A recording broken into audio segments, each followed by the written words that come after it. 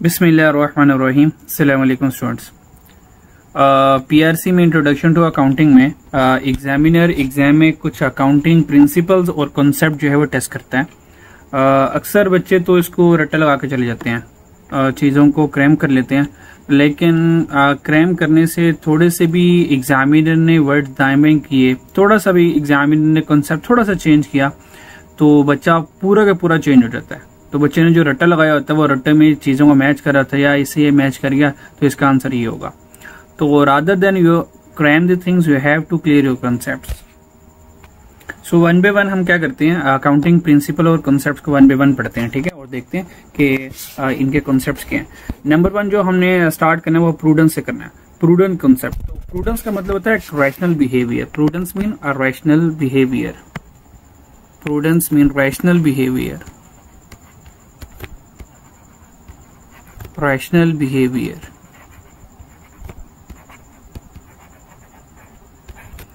Prudence ये कहता है, प्रूडेंस कंसेप्ट ये कहता है, प्रूडेंस कहता है आपने रैशनैलिटी के साथ चलना है, अपने रैशनल बिहेवियर के साथ चलना है।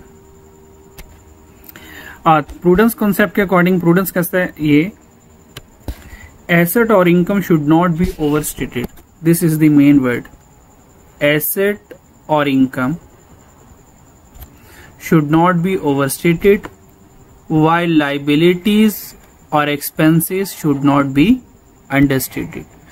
प्रूडेंस कहता है कि जब आप इनकम स्टेटमेंट और फाइनेंशियल पोजीशन बनाएंगे, फाइनेंशियल स्टेटमेंट बनाएंगे, ठीक है, तो आपने जो आपके एसेट्स हैं ना वो बढ़ा चढ़ा कर नहीं लिखने, यानी कि आपने जो एसेट हैं जो रियल वैल्यूज पर होंगे उन रियल वैल्यूज के ऊपर एसेट लिखना। ये ना हो कि बढ़ा चढ़ा कर एसेट लिख रहे हो। फॉर एग्जाम्पल हमने जैसे कि कहा कि हमारे पास स्टॉक पड़ा हुआ है, एट द ईयर इन्वेंट्री पड़ी हुई है। इन्वेंट्री हमने जो खरीदी थी, जिस कॉस्ट के ऊपर हमने खरीदी थी, वो मान ले इन्वेंट्री की जो कॉस्ट आ रही है फॉर एग्जाम्पल वो 2000 आ रही है, ठीक है। ये जो 2000 वाली इन्वेंट्री है ना, उस दिन हमने क्या किया, इसकी मार्केट रेट निकाला। जो मार्केट में जो इसका रेट निकला, जो एनआरवी इसकी निकली, वो फॉर एग्जाम्पल 1800 आई। अब हमारी किताबों में तो इन्वेंट्री 2000 की आ रही है, लेकिन मार्केट में उस इन्वेंट्री की जो औकात है, वैल्यू वो कितनी है, 1800 है। तो प्रूडेंस ये कहता है तो रैशनल बिहेवियर को यहाँ पे फॉलो करना।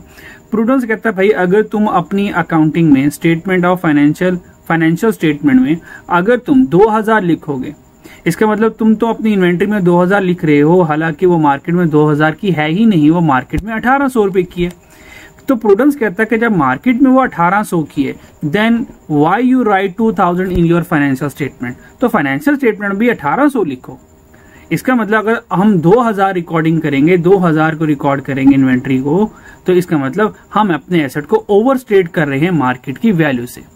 सो ये प्रूडेंस ये कहता है कि अपने एसेट्स को और इस तरह अपनी इनकम को बढ़ा चढ़ा कर ना लिखो।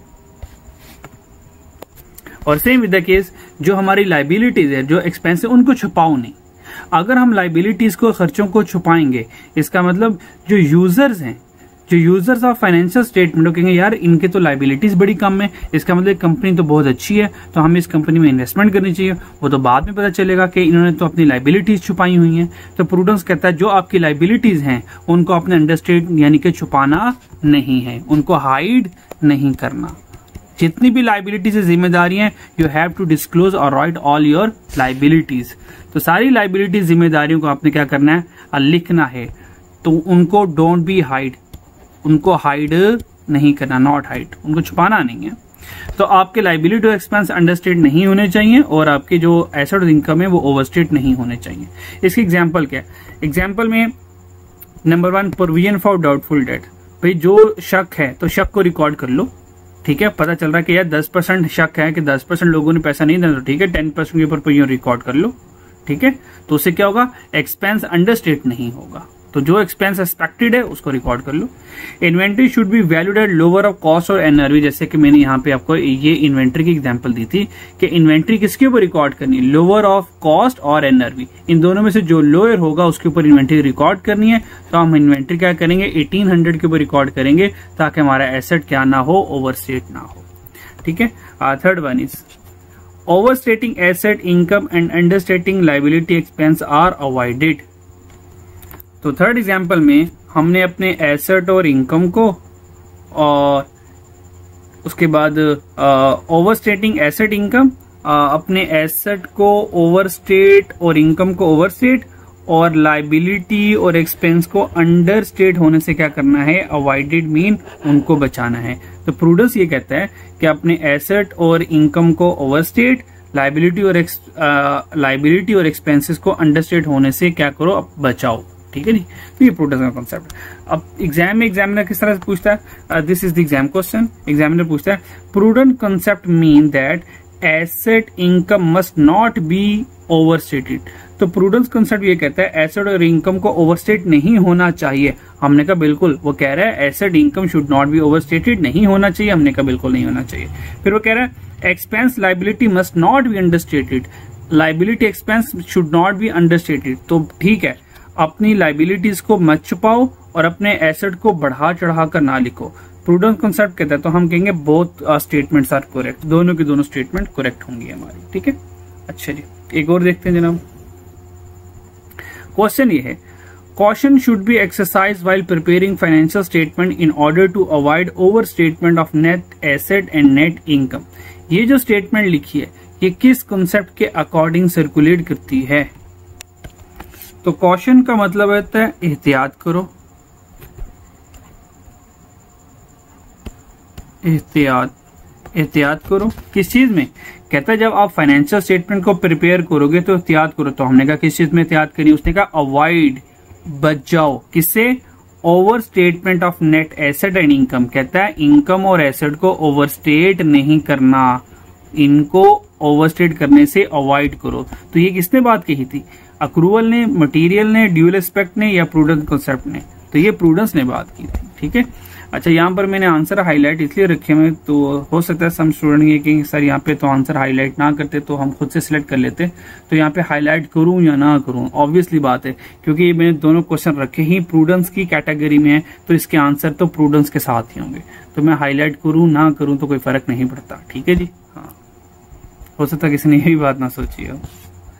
अच्छा जी, सेकेंड कॉन्सेप्ट है मैचिंग अक्रूवल। ये बहुत क्रूशियल कॉन्सेप्ट है। ठीक है, इसको जरा ध्यान से देखिएगा।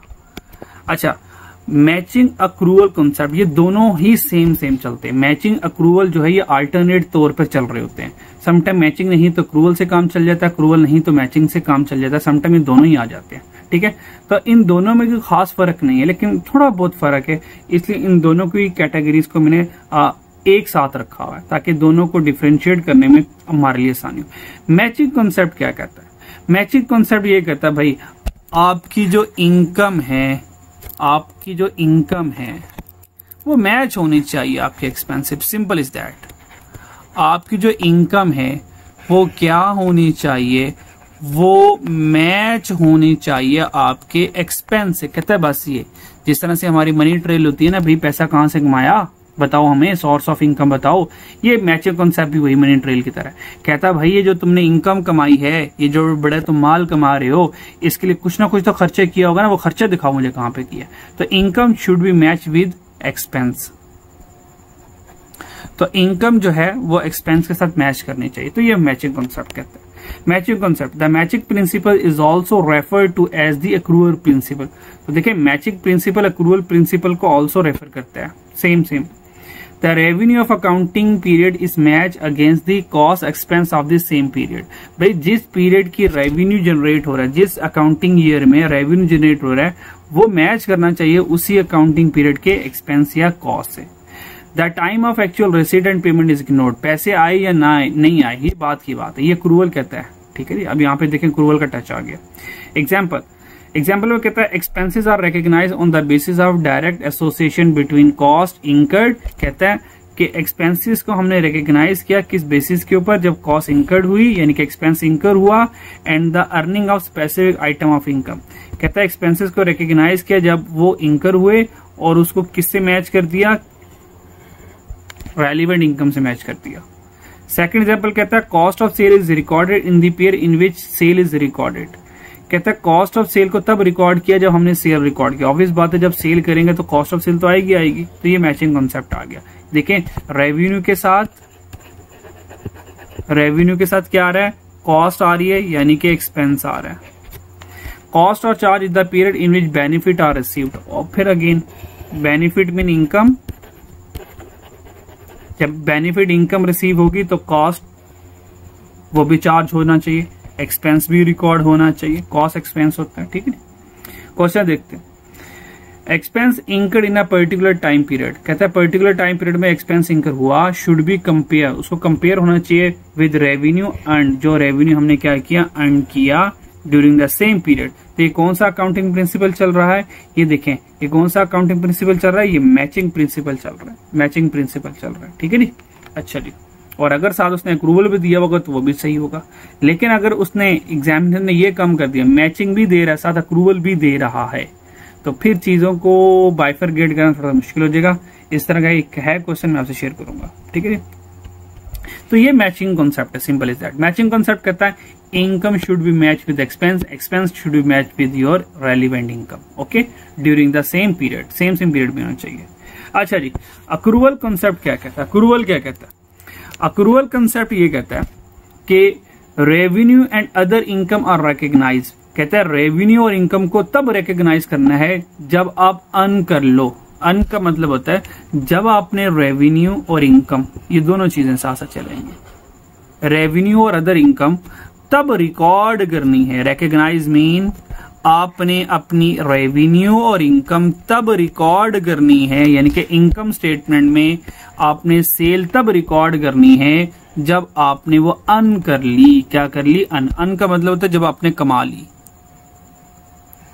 जब आपने कमाई कर ली, जब आपने कमाई कर ली तो आप अपनी इनकम स्टेटमेंट में क्या करो, रेवेन्यू रिकॉर्ड कर लो।